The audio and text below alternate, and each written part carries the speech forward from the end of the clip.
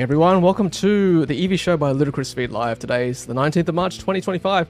Hope you're all doing well wherever you are watching the show tonight. Thanks so much for joining us. I can see 44 viewers already watching live. So good of you to be with us. If you're watching us live, don't forget to drop a live comment. And if you're watching us on replay, don't forget to comment as well. And if you're listening to us on audio podcast, welcome. Thanks for joining us today or tonight. All right, well, let's get the show going tonight. Let's welcome our regular co-host for this evening, of course, Mr. Riz Akhtar. Hello, Riz. How are you doing today? Hey, Tom. Going well. I'll start off by apologizing. My Bonza flight managed to take off last week, so I had to leave a bit early.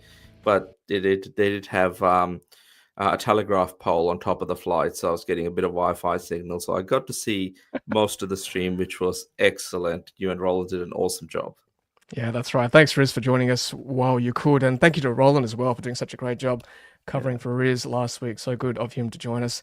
Before we get on with the show tonight, let's thank our sponsors as always. You can see a new splash page, of course, me and my lovely wife Joy in the background there. We've got mycar, Tyre Auto, new sponsors for the channel.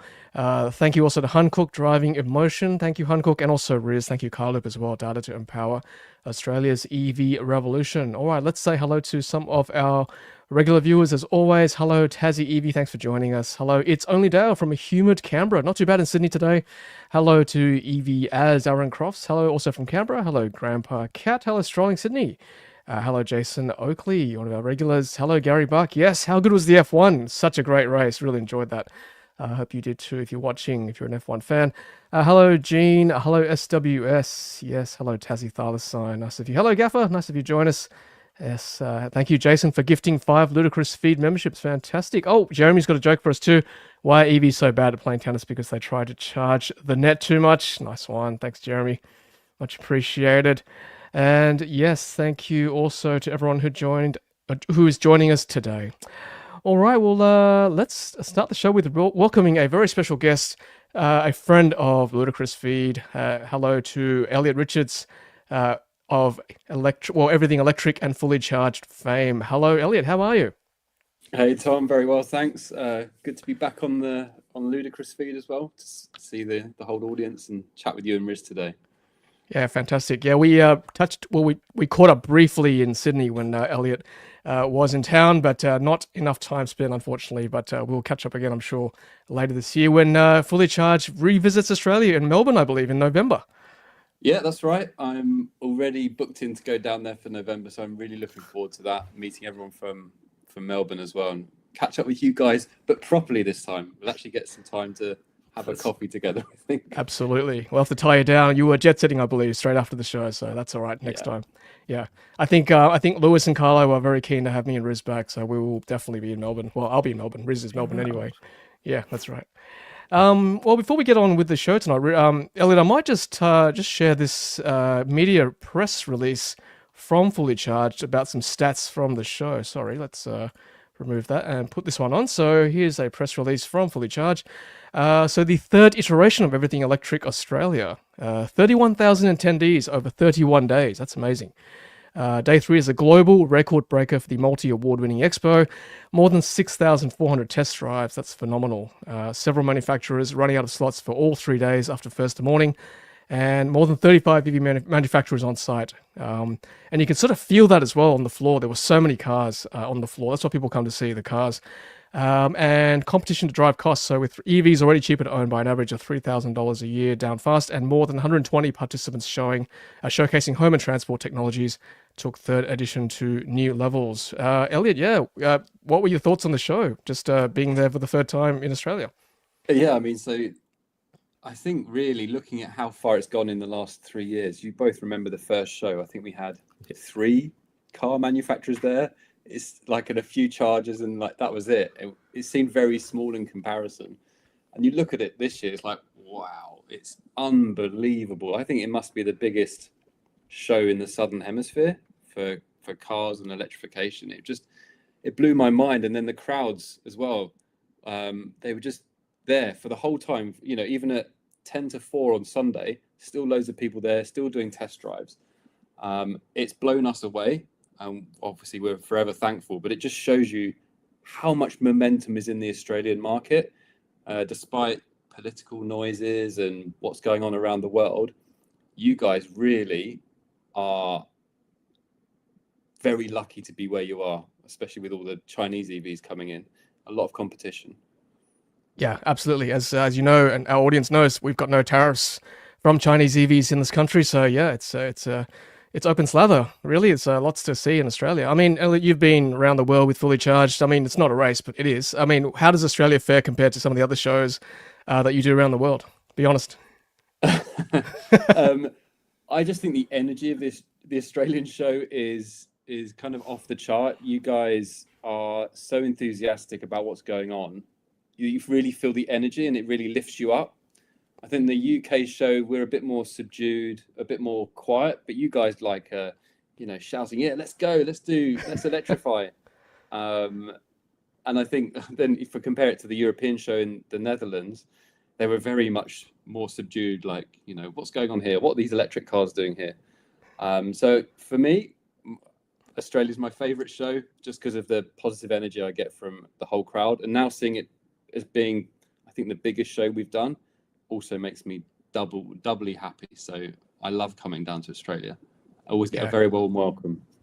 And we love having you too, yourself and Robert and the other presenters, Simone and Imogen and Ricky. Yeah, and we missed Jack this year, but hopefully he'll be back next year, or at least in Melbourne. We'll see. But where's the next show for Fully Charged this year?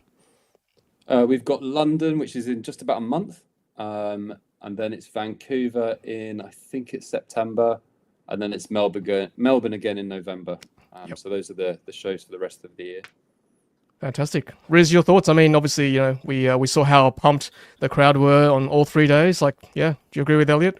Much better than last year and big crowds and so on?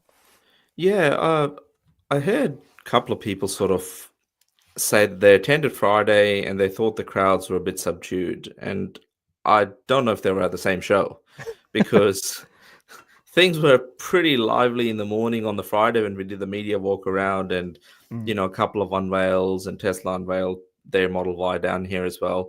But then, as you were saying earlier, Elliot, the whole way through, like, people were just, you expect, families on Saturdays and Sundays to sort of start to disperse after kids get a bit tired around, 1:30 after lunch. But yeah, till the very end. So huge amount of energy. I think part of what's driving the attendees to everything electric is sort of the whole the solar movement that we've had. People understand it much more broadly around what are the benefits of cleaner energy, electricity, and obviously cars have sort of become the highlight of the show with so much new stuff to see. Obviously, Elliot's at the forefront of it all in China. I guess to see it, drive it. But then by the time those vehicles get here, it's still very exciting. A lot of people are there to see everything that's there. And I thought it was phenomenal. Huge show. Yeah, well said, Riz. I mean, I was there all 3 days, Friday afternoon and Saturday morning. I actually walked in with the crowd at 10 o'clock when the gates opened. I obviously had a media pass, so I snuck in around the side. But I could see the queues going around the back of the dome at Sydney Olympic Park. It was phenomenal. And as the day went on, the crowds just kept coming. It didn't die away in the afternoon like some shows do. It was just phenomenal. It just kept coming. So yeah, congratulations to Elliot and Robert and the rest of the Fully Charged team. It was a really, really good experience, I'm sure. Some feedback from the audience here. We've got, the floor felt denser, said Richard. There was just so much stuff. I agree. And Murray said everything electric was the best show to visit. Yep, 100%. It was great. What about Brisbane? Elliot, I guess on the spot here, are we expanding to other capital cities in Australia potentially? I think there would be a plan to head to other Australian cities. I mean, I imagine Brisbane would be third if we were going to do a third show, and then maybe Perth would be a fourth one as well. So, watch this space. I know there's plans in motion. So we'll see what happens. Fantastic. And Tassie Evie says, "Hi Elliot, fantastic to have you back." I agree. Great to have you on. Grandpa's got a question for me. When is Joy coming on the hour as well, Tom? Yeah, we'll definitely get her on. I'm trying to convince her to come on live to chat as well. So watch this space. We'll get her on for sure. All right. Well, so I think the big. Oh, sorry. Charles has got a comment too. Looking forward to coming to Everything Electric in Melbourne in November. Yeah, I think you'll catch a lot of people from South Australia, Tasmania, and to the southern corner of Australia. Once we see you guys in Melbourne in November this year, so it'd be good to see. So I think I'd like to chat today, actually, gents, about big news this week from one of our big OEMs, BYD, of course. And I think it's quite fortuitous we've got Elliot on tonight. He's probably one of the best people on earth to speak about this. So you might have been following the news that BYD have announced the game-changing EV charging technology. We use this word a lot on the channel, game-changing, but I think this could actually be game-changing if they play this right. 1,000 kilowatt charging is now a thing, and they've proven it on stage as well in China. So when I was in Shenzhen in September last year, I actually asked the head of Asia Pacific. So all these companies like Zeekr bringing out really fast charging. What's BYD doing? And he was very coy. He said, "Well, we're comfortable with BYD Blade batteries. We'll see. Like we don't want to do anything too quickly. But having been to China, me and Riz, Elliot, there's always China time, right? Things happen very quickly, and 6 months later, here we go, 1,000 kilowatt charging from BYD. So, Elliot, run us through this. What's happened in the last 24 hours? Yeah, so BYD have announced that they've got 1,000-watt architecture in their cars. What does that really mean? It means insane charging speeds. But if BYD get behind the tech, it means it's going to bring down the price and make it more affordable for everyone. So a lot of the premium EVs we've seen over the last kind of year have been 800-volt architecture. So a lot of the Zeekr cars, for example, I think Lotus is the same. So a lot of Geely products. And so obviously BYD kind of need to up their game, and obviously they make their own batteries. So they've announced 1,000-watt architecture, which basically means you can get on the right charger 400 kilometers of range added to your car in 4 minutes or 4 or 5 minutes, and it's 1 to 2 kilometers every second. So basically they're saying it's on par with filling up your car with petrol. And it's coming onto the market within the next few weeks for the prices you see on screen. So that's 270,000 RMB, 27. So that'd be about 60,000 Australian dollars, maybe 55,000 Australian dollars. So it's very game changing. And the last month has seen BYD go from, they're kind of not very interested in tech, to releasing God's Eye, the self-driving, on every car, almost, to releasing their collaboration with DJI, and now releasing this about their 1,000-watt architecture. Tech has suddenly become BYD's big focus, and that's something to get very excited about. Yeah, thanks, Elliot. I mean, we'll touch on the charging speed shortly, but I might actually just tangent off to the God's Eye. I think you managed to experience that for yourself. What do you think, just between us and friends? Yeah.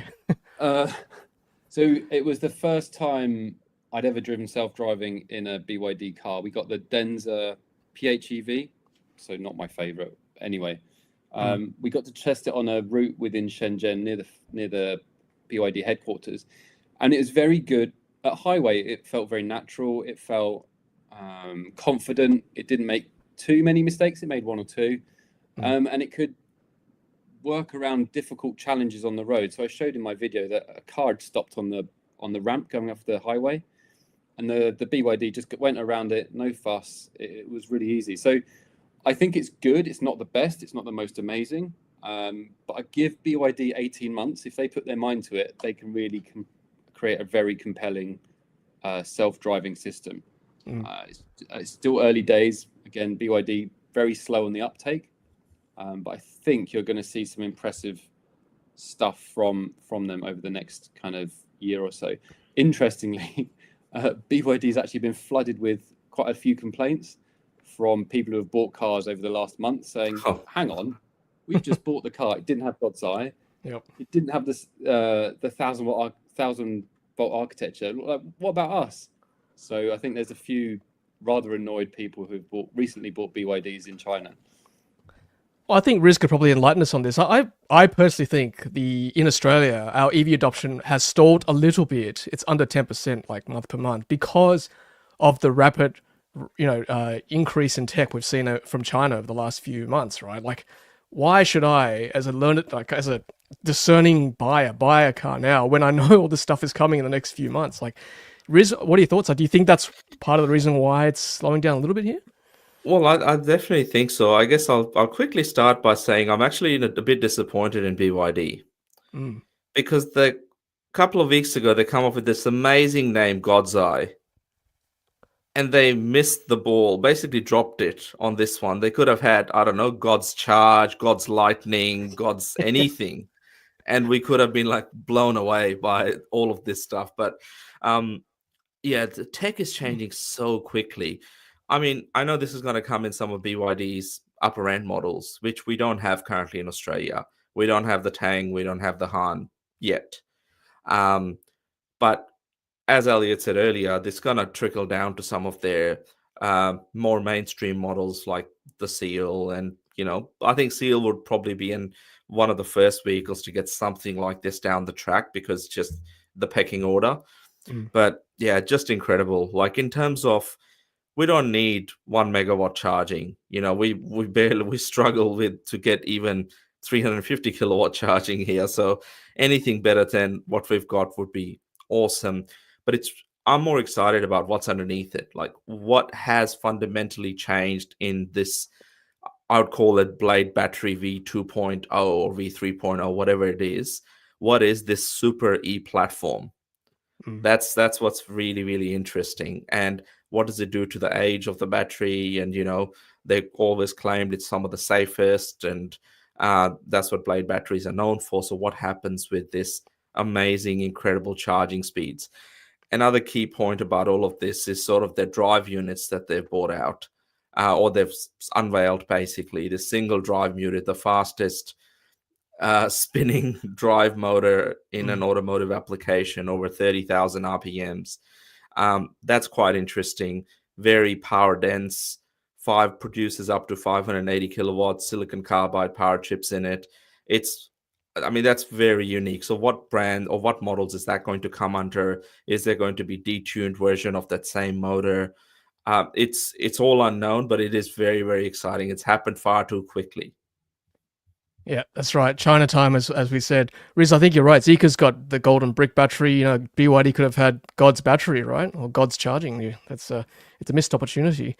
I mean, Elliot, we'll touch on charging experience in Australia shortly. But if cars could charge that quickly in China, is the infrastructure up to speed? Like, can you go from, like, I don't know, what's a common road trip there? Can you go from, do people drive back home in Chinese New Year on those, on a common trip? Is there enough chargers to support this kind of speed? No, is the answer. It's a bit of a gimmick, to be honest. There aren't that many, even 800 ones that can support 800 volt architecture, or over 400 kilowatts. There aren't actually that many. And the big issue is that for these long road trips, that usually happens Chinese New Year. Everyone does the road trips. There's huge queues at the chargers. So our charging infrastructure on the highway isn't actually that good, and they're not very powerful chargers. I think this is really a response to Neo with its battery swapping. They have it in 3 minutes. Now BYD can say, well, we actually have it in 3-4 minutes as well. It's like, well, where are the chargers? But I think all of these are a response to Xiaomi. Xiaomi's come onto the market, blown everyone away somehow. The car's not that amazing, but they've got all this tech. They've got the Ultra model. They're throwing everything at it, and that's getting a lot of positive market response. So BYD have to catch up in the engineering and tech department, and what we've seen over the last month is definitely a response to what's happening at Xiaomi. Yeah, I mean, BYD's copped criticism for their LFP batteries that are a little bit slow at the charger. Like, my Seal's 150 kilowatt max. I've not seen it past 120, 130, to be honest. So yeah, I mean, BYD had to do something, and this is it. Big, welcome to the stage kind of thing. And I guess, Riz, we'll talk about the Australian experience for our viewers too, and I'm sure some of our live audience will have experienced this in Australia. Like the most prevalent network in Australia is the Tesla Supercharger. Well, the most reliable network is the Tesla Supercharger network, right? It's a 400 volt charger. There's no way it could possibly support a 1,000 kilowatt charging speed with a 1,000 volt platform. It can barely support Xpeng with 800 volts. So I don't know. Even if it comes to Australia, I just don't see it being very useful at this stage.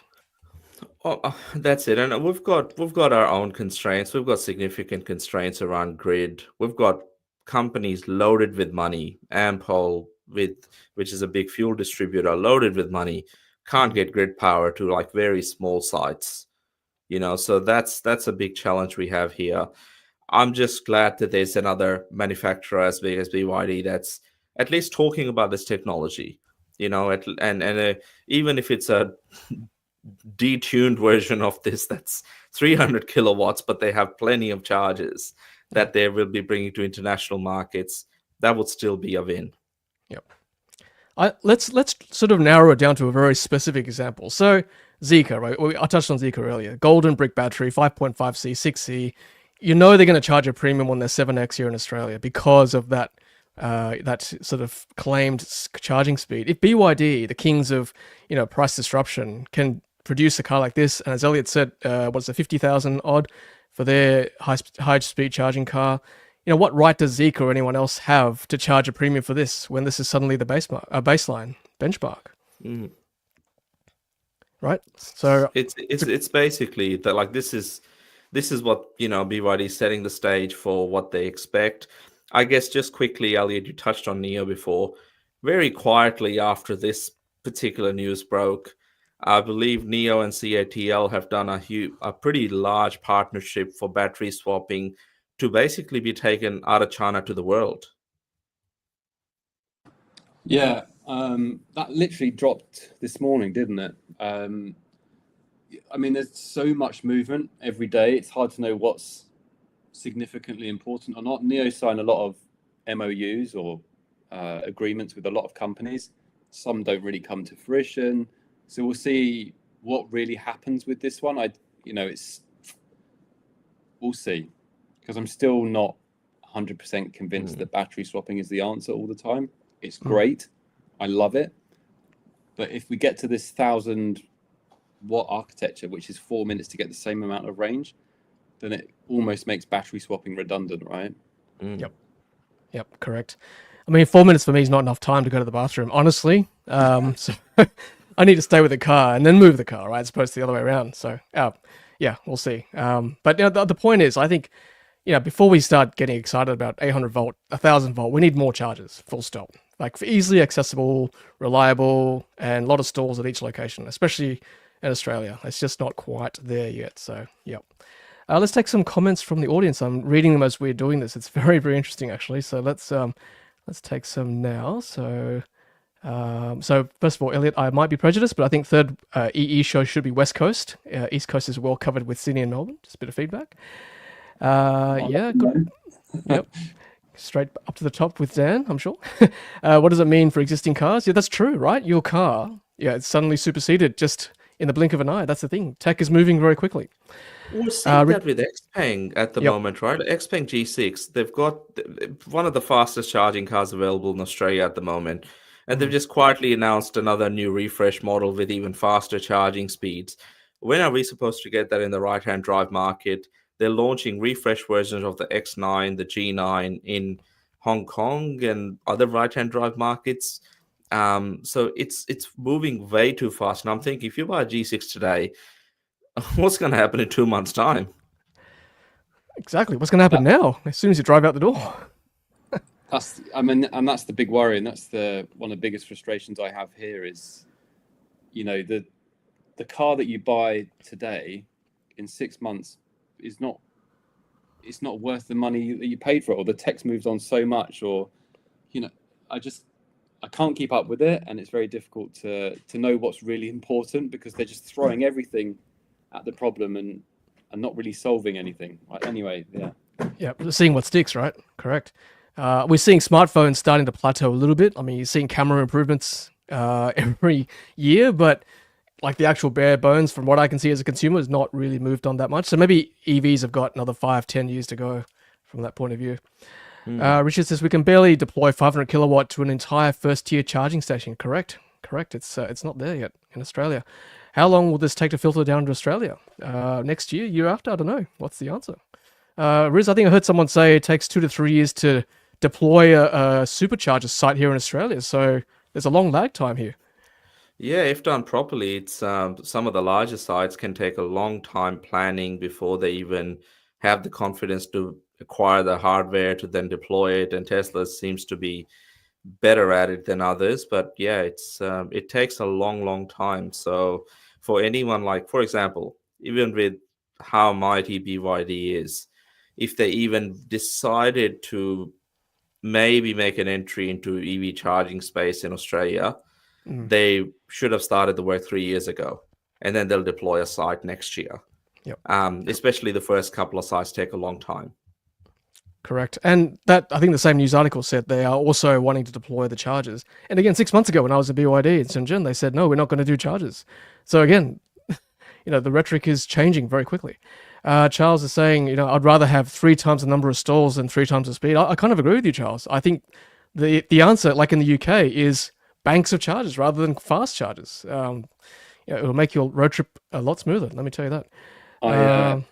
I'd like to add to this. Everything that's coming out of China at the moment is very clickbaity, because there's so many new cars coming out that the automakers have to have a gimmick or have something to throw in there so people pay attention. The press will report on it. So that's what we're seeing at the moment is this mass kind of gamification. Yes, That's the word. it is of cars, and it's sad because we're losing sight of what's important in the car. So one car I really didn't get on with from BYD was the Denza, the 7 GT.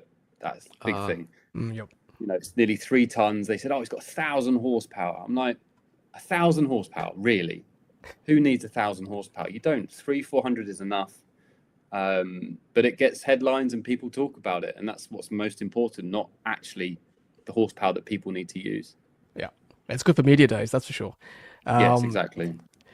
Billy Lid, I agree. They can't even fix Atto 3 charging issues here in Australia. Elliot, I'm not sure whether you've been following it. We've had Atto 3s not being able to charge at V4 Tesla Superchargers here in Australia. It's been causing a lot of angst amongst early adopters for Atto 3, so we're still trying to get that over the line. Yeah, it's not good enough.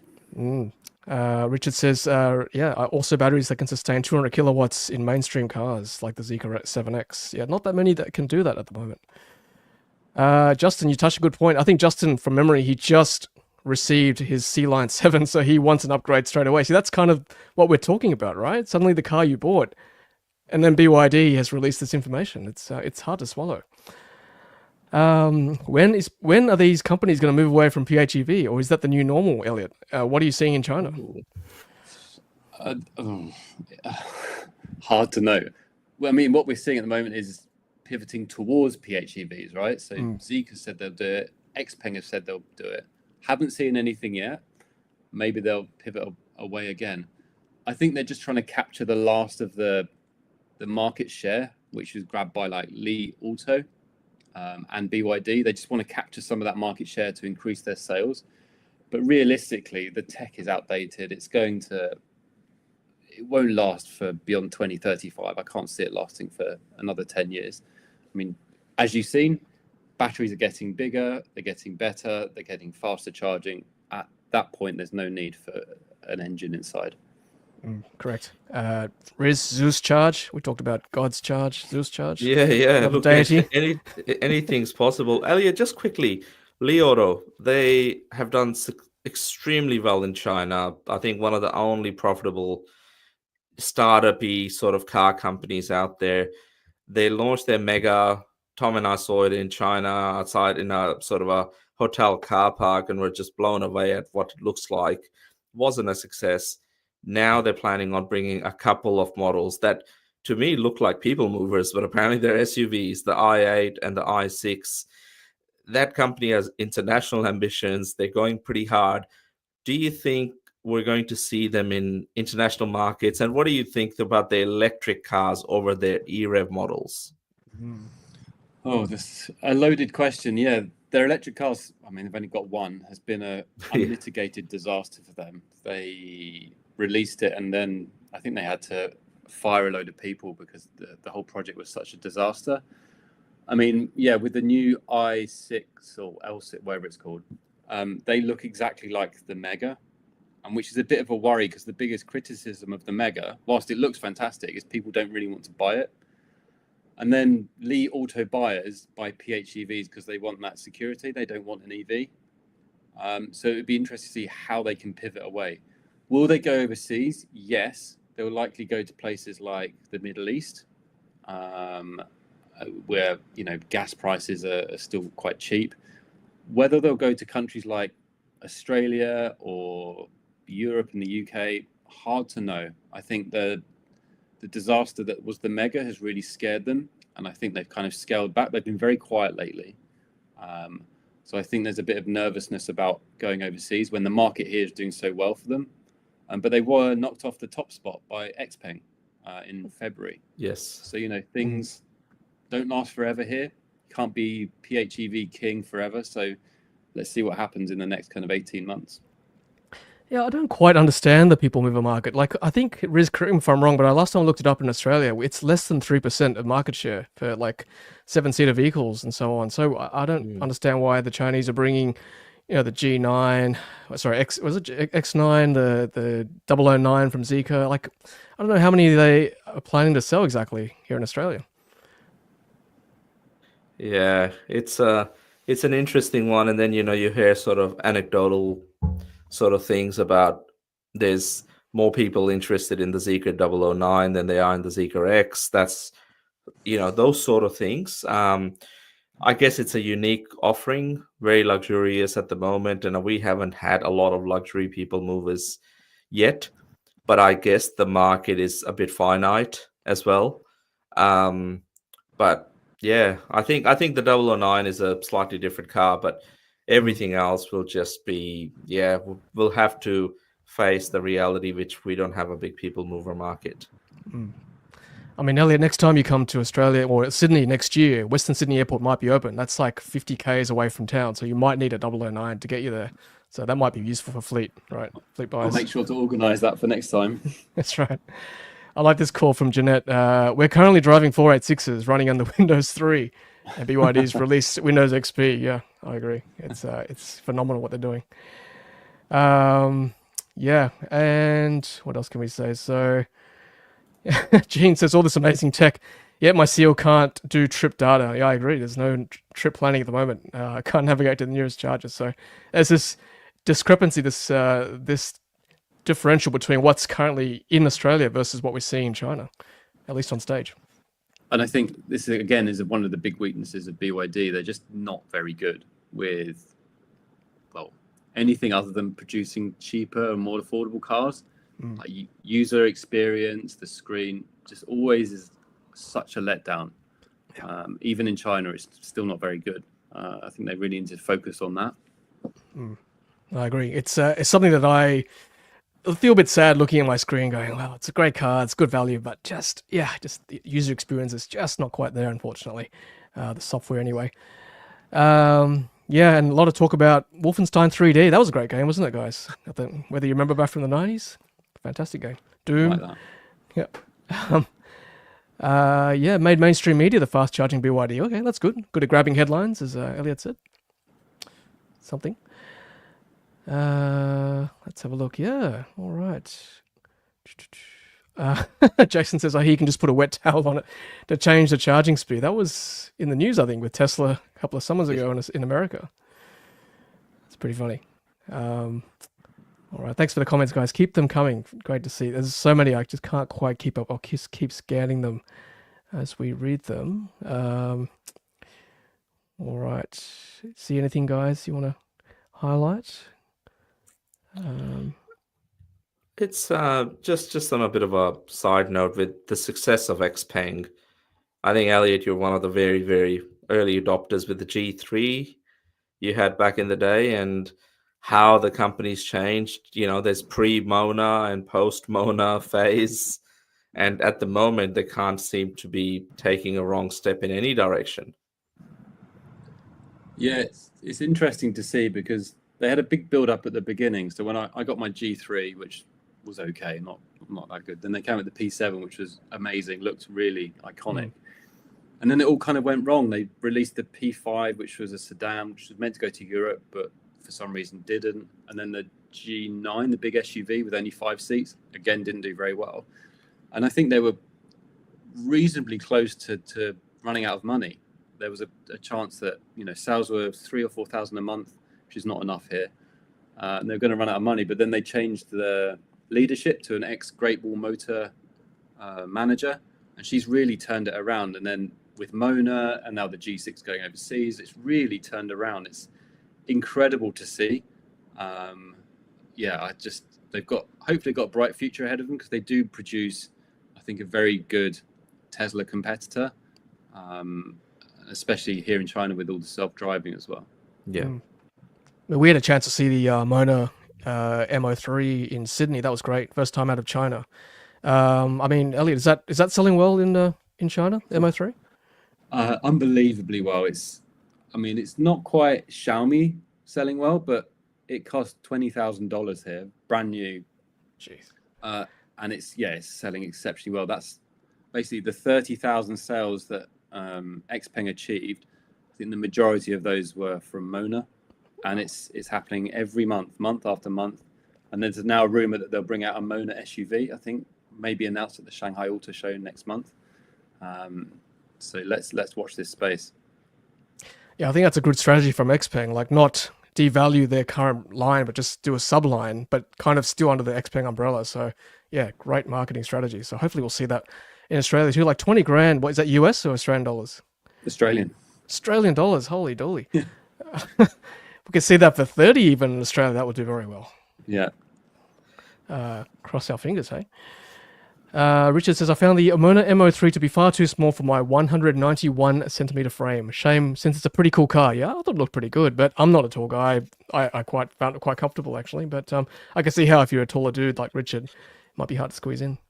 Yeah, I don't think many basketball players are buying them in China at the moment. They're more Li Auto type of people. That's right. Exactly. You've hit the nail on the head there, Riz. Correct. Although maybe the Zeekr Mix. Just turn those seats around, eh? Yeah, Steve saying Mona M3 stood out for the wife and me. That's right. Yep, absolutely. I found it quite enthralling. And Elliot, the Geely EX5 had a launch last week. It's one of the cheapest cars on the market now, 40 grand before on road. I can't believe that. It's nuts, so cheap, isn't it? Yeah. Yeah. I mean, how's Geely doing? It seems like it's going to give BYD a run for its money here. Oh, maybe in Australia, but in China, not so much. Geely just, I don't know, their own brand themselves, they sell reasonably well, but it's mostly to like taxi fleets and stuff and ride sharing. Not that many people I know really buy them. But I think they're perfect for export markets. They're kind of saved by their own like Zeekr brands, and they've got a few other smaller brands as well. Yeah, we had a quick test drive last week at the Artarmon showroom here in Sydney. I've got to say, I mean, it's very early days, but the drive dynamic just wasn't as good as BYD, just very quietly. But for that price, a lot of inclusions, massage seats, head-up display, like lots of good stuff. So if that's important to you, then it's certainly worth a look. I think my biggest complaint would be the looks of that car. Yeah. Generic SUV, right? Thank you. I'm glad you said that. That was my video. I said, is generic the new black? It's very bland, isn't it? And I think BYD fall into that category as well. They're, like the Atto 3, it's kind of very generic. But then that's why I like Xpeng and Zeekr, because they're starting to do things very differently and stand out. It depends what floats your boat, I guess. Yeah, correct. One man's treasure is another man's trash, I guess. Beauty in the eye of the beholder, all those cliche things. All right, well, let's move on, guys. Thanks for that. Great discussion. Keep those comments coming. Now, just sticking on BYD just for a second here. So, Riz, I think you posted, or you reposted this. This is Sentinel Mode. It sounds very much like Sentry Mode for Yuan Plus in China. It's one of the hottest requested items after someone buys a non-Tesla is how do we get dashcam recordings and there's workarounds, but it looks like it's coming as an inbuilt feature, which is interesting. Yeah, I mean, I think Xpeng in Australia has got that G6 thanks to a software update now. Deepal has got, I think it's got that. It's got dashcam, I think, at least. And looks like BYD might have it too, which is good. I mean, to be honest with you, I've had a Tesla for many years now. I rarely check Sentry mode anymore, to be very honest with you. It's nice to have, but I even turn it off when I park at the airport now. I just think, well, it's just going to drain my battery. I mean, guys, what do you think? Useful still? To a certain degree, it can be. I know. For example, in Tesla's case, they've worked on improving the battery consumption or the how much power it uses. Um, it is nice to have. Depends on where you live. I mean, I live in the hood, so it's perfectly fine for me because you never know who's around. But then at the same time, you it can be helpful. To be honest, this is probably not Sentry mode. Sentry mode is part of it. Someone did try to break into my car, not at home, it was parked somewhere else. And I could quickly run to it when the app notified me and let them know. And the person that was around my car said, "Hey, I'm just trying to charge my phone off your car." What? And I'm like, that doesn't sound legit. Anyway, but look, there are some security features. It is a feature that a lot of people, newer EV owners, are aware of. If it does come in, great. But reading that post, it says in the Yuan Plus, which is the Atto 3, intelligent driving edition models. I'm assuming that's the ones coming with God's Eye. That's right. With Sentinel mode, God is watching you, so watch out. BYD gets this. I mean, Riz, I find that hard to believe in East Turak. Come on, it's a pretty safe area. Look, it's happened to me in Vaucluse as well, and up in Hamilton and Brisbane. So basically, all the richer suburbs. That's right. It happens, right? All right. Speaking of Sentry mode and all things tech. So this kind of made the news too this week, gents. The Wile Coyote test a YouTuber did in the US, I think. So Tesla up against other cars with LiDAR and camera, or just LiDAR. And this, I guess, speaking of clickbait, this made the headlines because they had this fake wall or fake sheet of something that the Tesla drove right through, of course, because it's only camera-based. And the LiDAR-based systems arguably did better at stopping at these kind of things. I mean, obviously, this is very clickbaity. Like, you're never going to have this kind of scenario. But, other things where the Tesla kind of struggled with too was, bad weather conditions, which you can see if you drive a Tesla. If there's anything wrong with if there's too much rain or if it's foggy or whatever, if there's moisture on the camera, then it'll say, watch out, Autopilot is degraded. Gents, I want to get your thoughts on this. So is this legit? I mean, do we still pursue with camera-based Autopilot driving systems? No option anymore because even good brands like Xpeng, which this week announced they are aiming for level 3 autonomy by 2026. Their CEO announced that they've gone vision only. So it depends, I guess, but smart driving is still in its infancy in Australia. What do you think, Elliot? You've obviously got God's Eye and Huawei's intelligent system with LiDARs and a whole lot of other things going on. Like, what are your sort of thoughts? I mean, for me, I still feel like we're in the Blu-ray versus HD DVD kind of stage. Yes. Who knows? Like, maybe like radar will win out, maybe vision only will win out.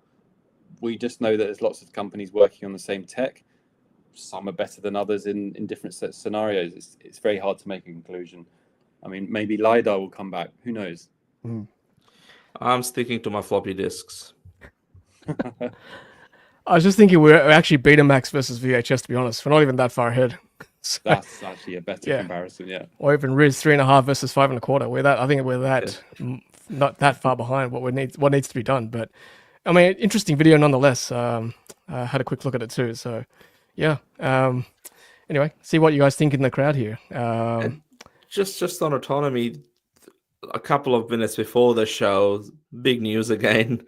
Outside of China this time around, apparently NVIDIA has partnered with GM to roll out their autonomous programs after GM gave up with Cruise and everything else. So, when NVIDIA gets involved with stuff, who knows what they'll deliver, but it's very interesting. And then you've got, Elon Musk talking about on earnings call, they're talking to a couple of big OEMs about particularly getting FSD as a subscription or whatever. I guess we've got to see when the official system launches in June, I think, this year, to see how it performs in the US and then the rest of the markets, and then eventually it'll be licensed. But yeah, lots of competition and Mm. interesting things for us to spot. I saw that BYD have just teamed up with Huawei to offer their self-driving in their car. I think that's a genius move. If you want to, with their new Neue class, the new EVs coming out, I think that's brilliant. I think what we're going to see is companies like Tesla and Huawei offering their tech stack to people like VW who need it as like a service. So it'd be like the new BMW 3 Series with Tesla FSD. I think that's the reality that we're heading towards. Powered like by a lot, Intel. or Qualcomm. But yeah, it's a licensing thing, right? Whoever gets it right can just sell it to everyone else. Yeah, I don't mind getting the best, to be honest.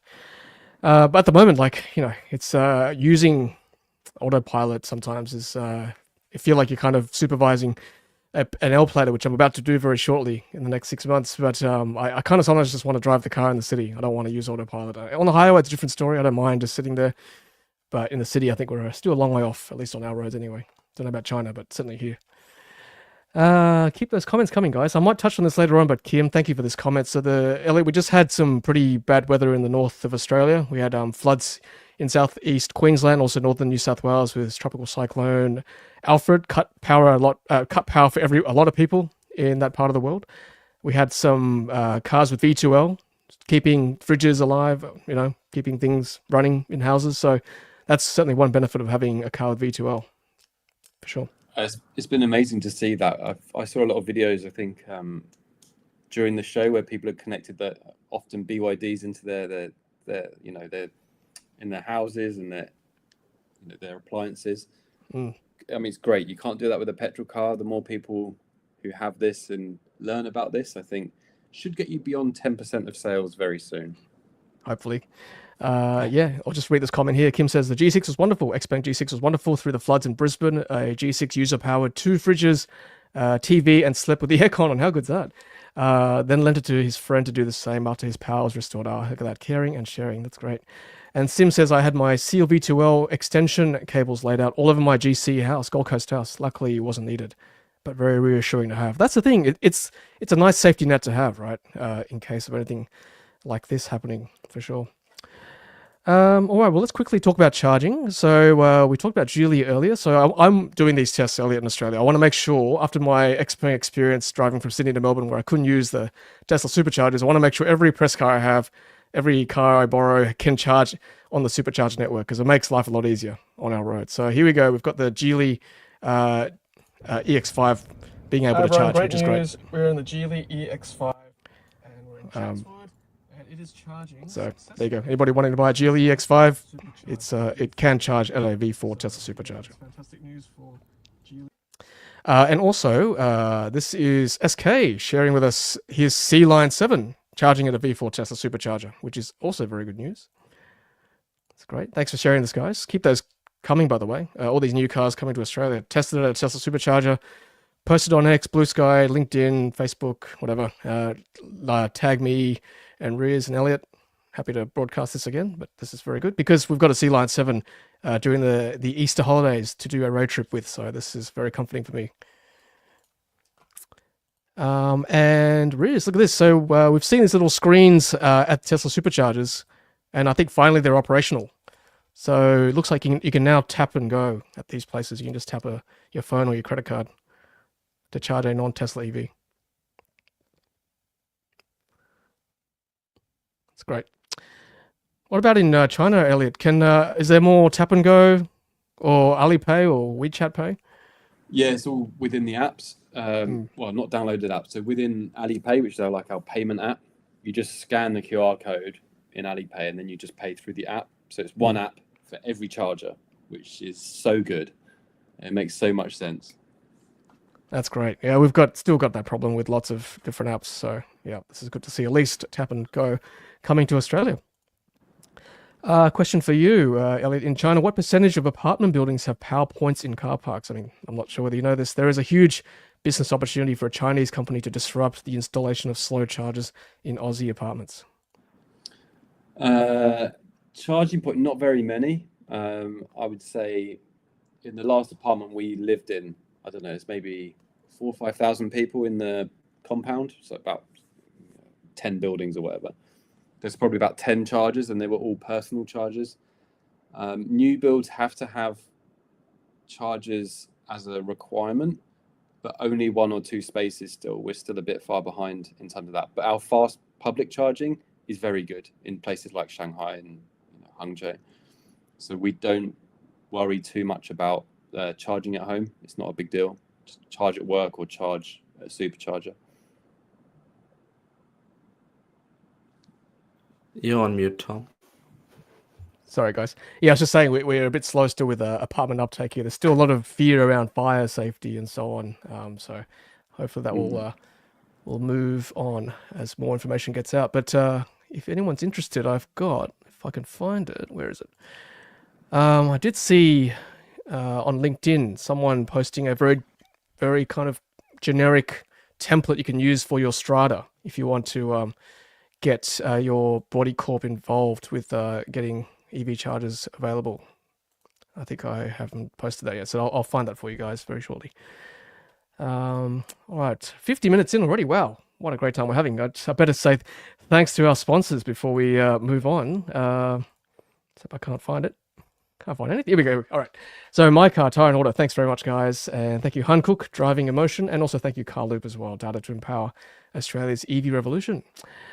And Riz, you posted this as well. This is the Shark 6 charging at the Tesla Supercharger. Yeah, so I managed to get a hold of one, and it Nice. seems to work. I was getting close to 50 kilowatts at 64% state of charge. And for anyone that's interested, I've only driven it in EV mode since I picked it Nice. up on Monday. So doing what I can. Not a huge fan of plug-in hybrid lifestyle, but I wished it had slightly bigger battery than the 30 kilowatts, which is good for about 90 or 100 kilometers. But a lot of tech in that car. Like it's 57,990 plus on roads, and I can't think of any other ute on the market that you would buy at the moment, given how much tech is in there. BYD software is it's getting better. And yeah, it does exactly what it says it's going to do, and it is a lot of people are interested if they walk past it or whatever. The Tesla crew were interested; they came out and had a look at it. This is at the new repair center. So yeah, I think it's cool that we have a Ute product like this. We just hope BYD brings the Shark 7, which will be fully electric. So I have news on that. I saw they're testing the fully EV version of this, I think in Shenzhen. Either I dreamt it or it's actually happening. I think I heard rumors that it's going to come very, very soon, within this year. I just hope they change the front face of it because it's so ugly. I think it's meant to be a not Ford the same Ranger, as isn't it? this one, is it?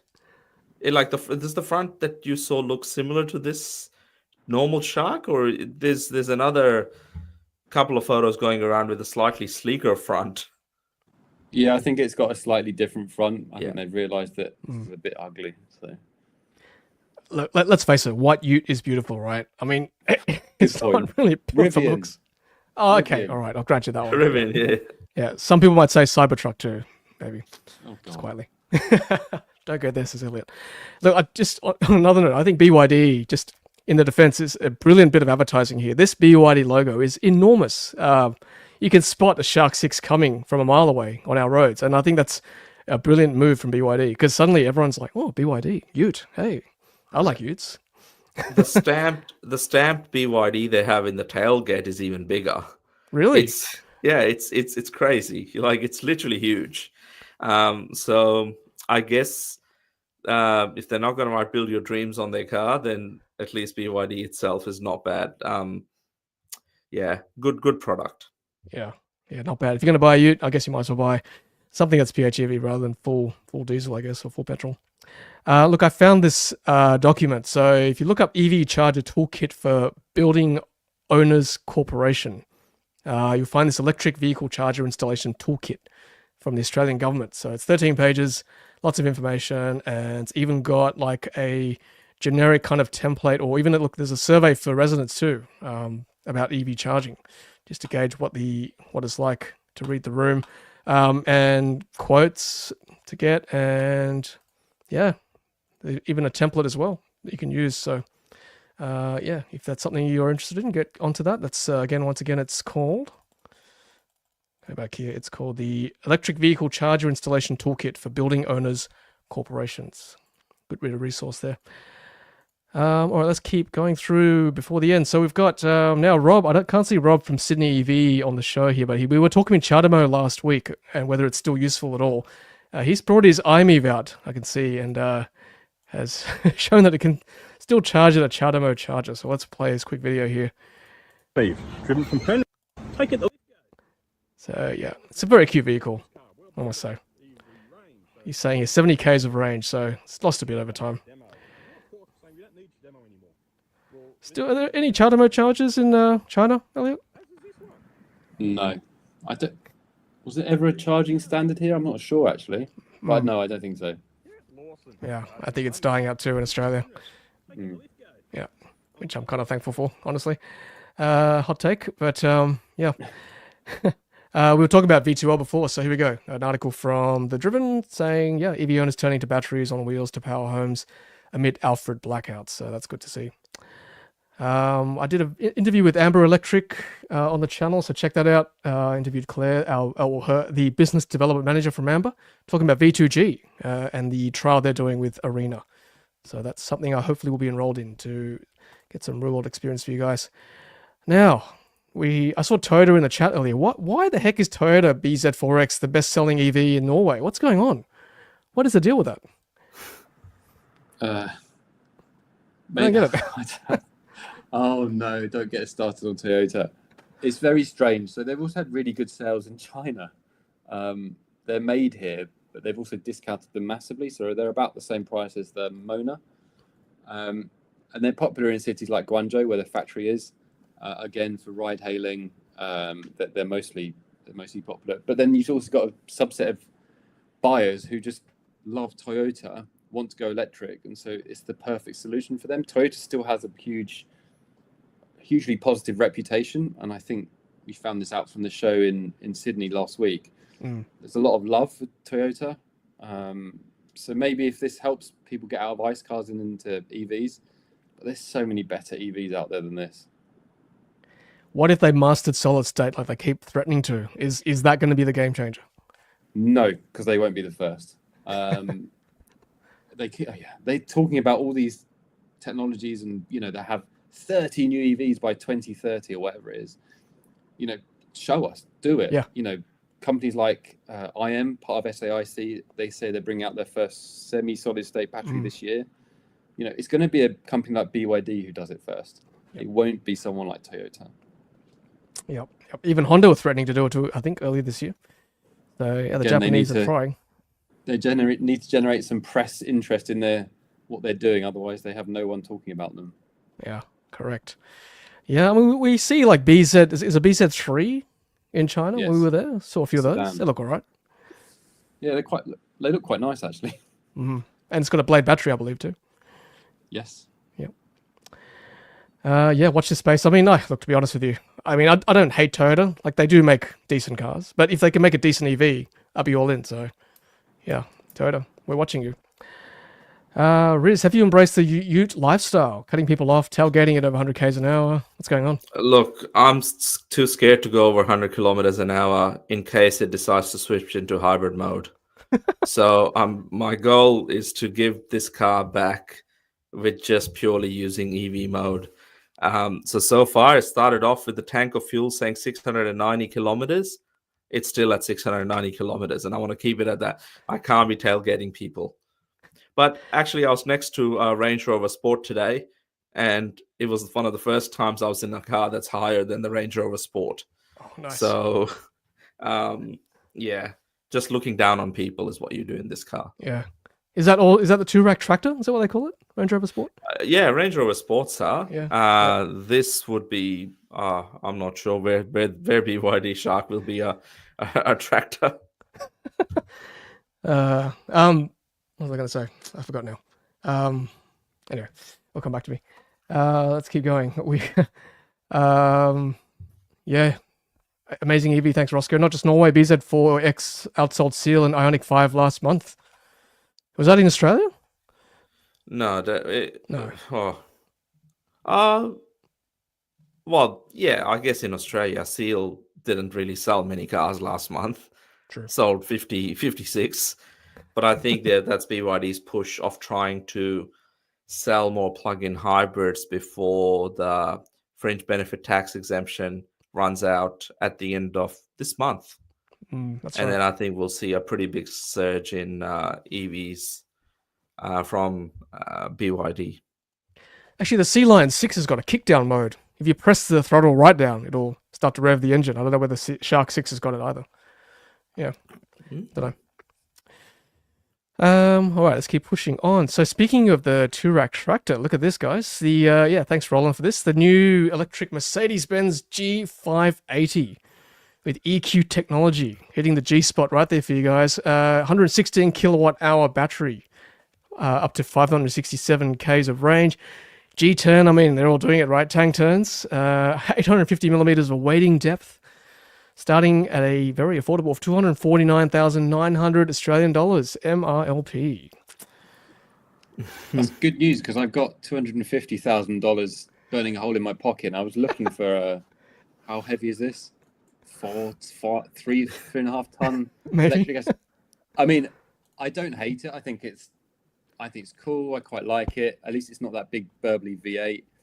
Yeah, I mean, I'm all for it. I just think it's a bit unnecessary, really. So in Australia, G-Wagons are typically driven, probably most routes are within 2 kilometers of the CBD, and generally being driven by people that are 2/3 my age, generally international students, generally from China, and that they're the ones that are buying G63 AMG G-Wagons.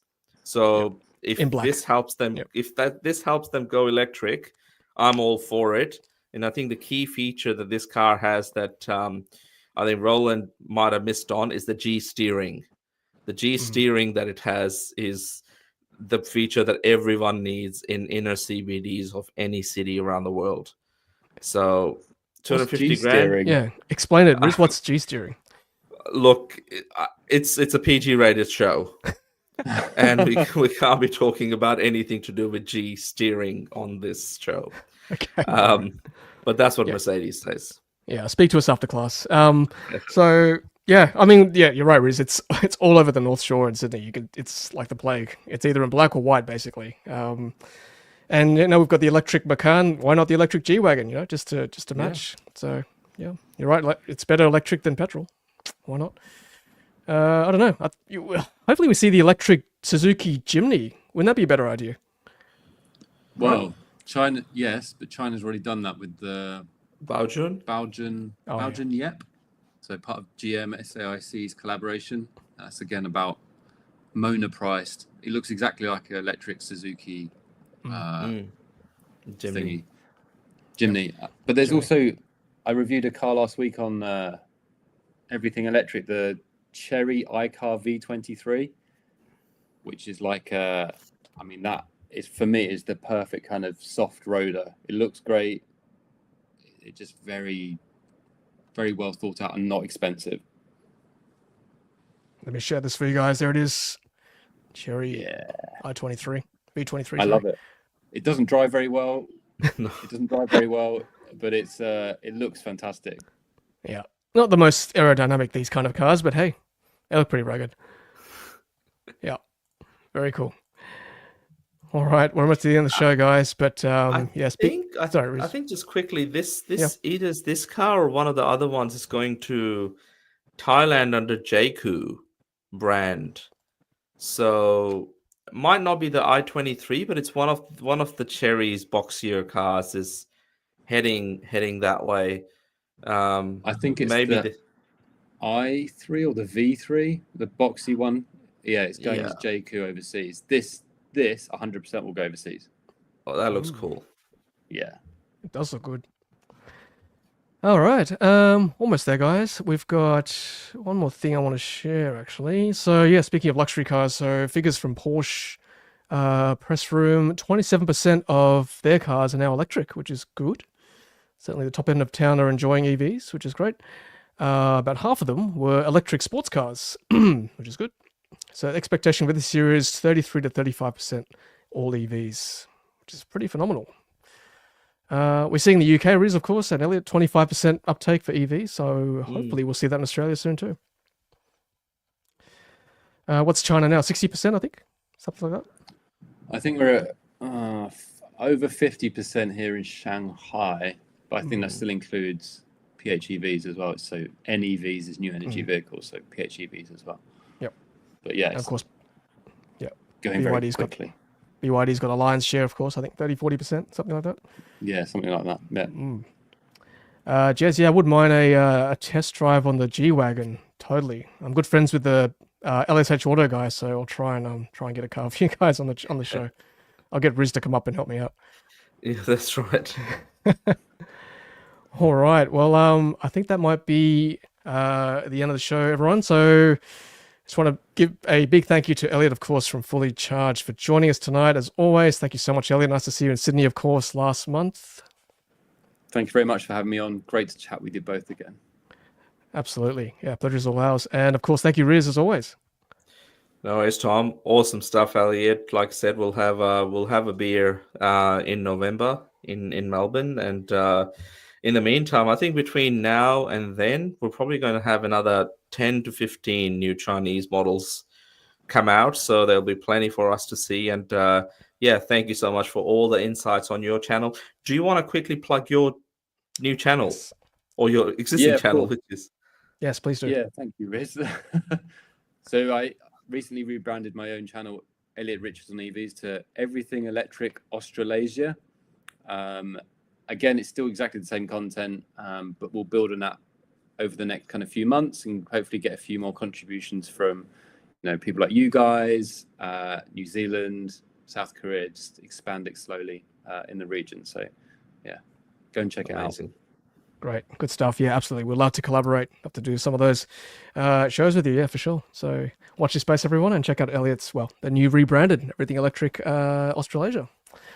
All right. Well, thanks as well to our audience for joining us tonight. Great to have so many comments. We had 220 odd viewers live at one stage, so really good. And yeah, we should be back, Riz and myself, next Wednesday. So once again, thanks for joining, and we shall see you all then. Thank you, Elliot. Thank you, Riz. Have a great night, and thanks everyone else.